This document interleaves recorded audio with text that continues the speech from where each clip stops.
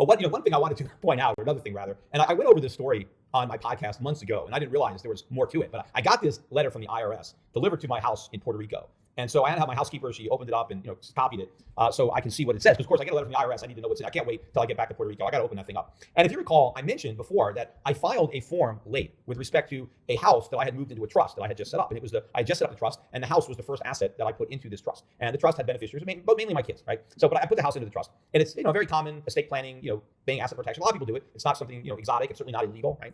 Anyway, when you do that, you have to file a form. Now that wasn't always the case, but I think maybe 2014 or 13, whatever, maybe the first year, the IRS says you got to file this form whenever you put an asset into a trust, and you have to file annually. And you have to tell the IRS, what's in the trust every year, how much it's worth, stuff like that. So the first year we did it, for whatever reason, I was switching accountants.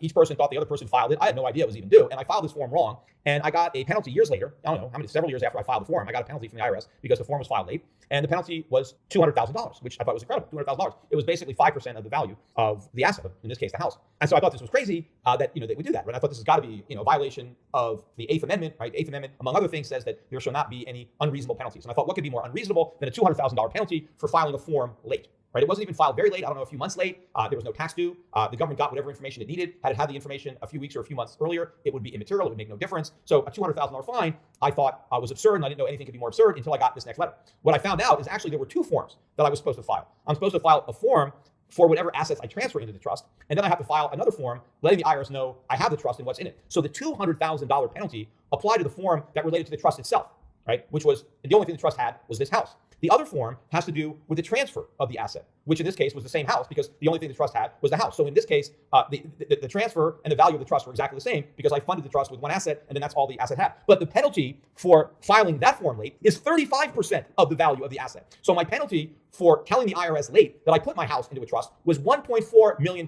Then I got another $200,000 penalty for not telling them about the trust on the other form. So my total penalties that I owe the IRS is $1.6 million. I mean, it is completely absurd that the IRS can penalize me. I mean, that is complete confiscation of property. They're basically seizing the house because, first of all, the house isn't even worth that much money. It's depreciated in value quite a bit since I made the gift. And so the whole thing is nonsense that the IRS can basically seize my property. $1.6 million penalty for filing two forms late that require no payment of tax. It's basically just giving the government some information.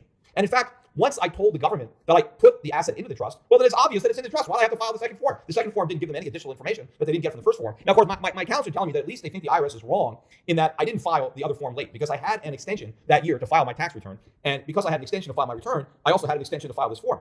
And I filed this form timely with that extension. So in one case, I didn't file it late. The other case, I did file it late, but I mean, a $200,000 penalty is absurd. But anyway, I've had to appeal this. The whole thing I'm being told could take almost a year to resolve. In the meantime, interest is accumulating. Now, if I get the whole thing thrown out, well, then I don't have to pay the interest. But if I don't get it thrown out, then I'm going to have to pay interest, late penalties on this $1.6 million.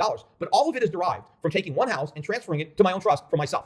I mean, no taxable income involved, no tax owed. I mean, if this is not an unreasonable, excessive fine, rather, within the meaning of the Eighth Amendment, then I don't know what is. Now, the question is, I don't know if I'm ever going to be able to make the constitutional challenge. I mean, hopefully I beat this thing, and so it never gets challenged. But obviously, this can't be constitutional. I mean, there's no way that you could justify this. Because if they could charge you $1.4 million or $1.6 million for filing a form late, and I'm not a huge corporation, right? I'm not, this gigantic Facebook or Amazon where you could say, well, a company with that kind of money. I'm just one individual. And if you look at the penalty in relation to the value of the property, it's 40% of the value. But actually, if you look at the real market value of the property, it's much higher. It's more like 60% of the value of my property. I mean, you have to sell the property, right? I mean, what if I didn't have other resources? What if I was just forced to sell my property to pay this ridiculous penalty? So there's no way that this could be constitutional. But the fact that the IRS can even do that, that shows you how little respect for the Constitution the government currently has. I want to finish